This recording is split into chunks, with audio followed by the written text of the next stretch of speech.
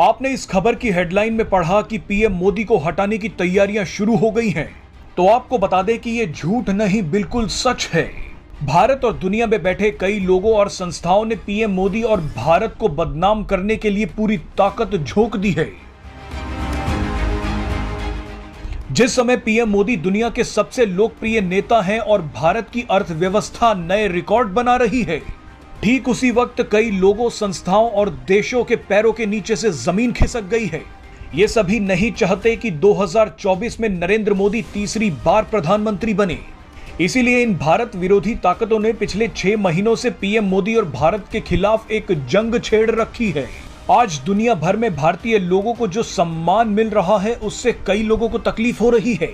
इस वीडियो को पूरा देखिए ताकि आप समझ जाएं कि भारत के खिलाफ दुनिया में क्या षड्यंत्र चल रहा है। सबसे पहले तो पीएम मोदी और देश के खिलाफ बनी बीबीसी डॉक्यूमेंट्री का जिन दोबारा बोतल से निकाला गया है।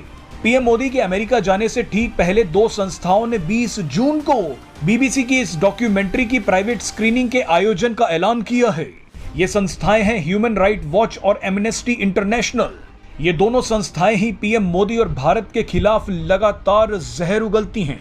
बहरहाल अब आपको 6 ऐसी घटनाओं की याद दिला देते हैं जो भारत के ऊपर एक बड़ा हमला है। पहला उदाहरण है वर्ल्ड प्रेस फ्रीडम इंडेक्स की एक रिपोर्ट का। इस रिपोर्ट में भारत को 161वें नंबर पर रखा गया है।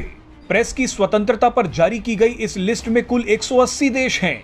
हैरानी की बात देखिए कि पाकिस्तान, अफगानिस्तान, श्रीलंका, सूडान और लीबिया जैसे देशों में प्रेस की फ्रीडम भारत से अच्छी बताई गई है। इस रिपोर्ट से बड़ा मजाक दुनिया में कोई नहीं हो सकता। अब आपको दूसरा उदाहरण दिखाते हैं। हाल ही में भारत दुनिया का सबसे आबादी वाला देश बन गया। इसका मजाक उड़ाते हुए जर्मनी की एक पत्रिका डेर स्पीगल ने एक कार्टून बनाया। कार्टून के जरिए भारत की जनसंख्या को चीन से आगे निकलता हुआ दिखाया गया है। कार्टून में 2 ट्रेनें दिखाई गई हैं। एक तरफ झूठ फैलाने के लिए लोगों से खचाखच भरी पुरानी भारतीय रेलगाड़ी को दिखाया गया है, जिसके ऊपर भारतीय तिरंगा लिए लोग बैठे हैं। वहीं दूसरी तरफ चीन की बुलेट ट्रेन दिखाई गई है। भारत ने जब इस कार्टून का विरोध किया तो जर्मनी की सरकार को माफी मांगनी पड़ी। अब आप तीसरा उदाहरण देखिए। आपको याद होगा कि कुछ समय पहले यूक्रेन के रक्षा मंत्रालय ने मां काली की एक आपत्तिजनक फोटो शेयर की थी। एक तरफ तो यूक्रेन भारत से जंग को खत्म करवाने के लिए भीख मांग रहा है, तो वहीं दूसरी तरफ भारत और हिंदुओं का मजाक उड़ा रहा है। मजे की बात देखिए कि भारत का मजाक उड़ाने के बाद जर्मनी की तरह यूक्रेन ने भी माफी मांगी, लेकिन ये माफी सिर्फ ढोंग है। अब आपको चौथा उदाहरण दिखाते हैं। मुसलमानों के नाम पर ओआईसी भारत को लगातार ज्ञान देता रहता है। भारत को बदनाम करने के लिए ओआईसी कोई कसर नहीं छोड़ता, लेकिन यही ओआईसी चीन के आगे घुटने टेक देता है। वही चीन जो मस्जिदें तोड़ रहा है, मुसलमानों की दाढ़ी काट रहा है। पांचवा उदाहरण जॉर्ज सोरोस का है।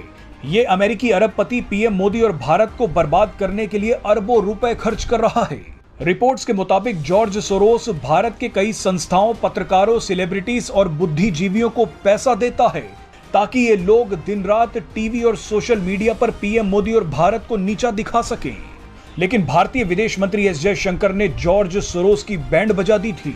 एस जयशंकर ने कहा था कि अमेरिका के अरबपति जॉर्ज सोरोस बूढ़े, अमीर, जिद्दी और खतरनाक हैं। अब आपको आखिरी उदाहरण भी दे देते हैं। आखिरी उदाहरण खालिस्तान का है। कई देश भारत को तोड़ने के लिए खालिस्तानियों को अब पैसा दे रहे हैं। खालिस्तानी मूवमेंट को जिंदा और मजबूत किया जा रहा है। पाकिस्तान तो इसके लिए आंख बंद करके पैसा खर्च कर रहा है। कनाडा, ऑस्ट्रेलिया, ब्रिटेन और अमेरिका में खालिस्तानी भारत के खिलाफ रैलियां निकाल रहे हैं। ये भारत की संप्रभुता पर एक बड़ा हमला है। अब आप ही देख लीजिए कि पीएम मोदी और भारत के खिलाफ कितनी बड़ी जंग छेड़ी जा चुकी है।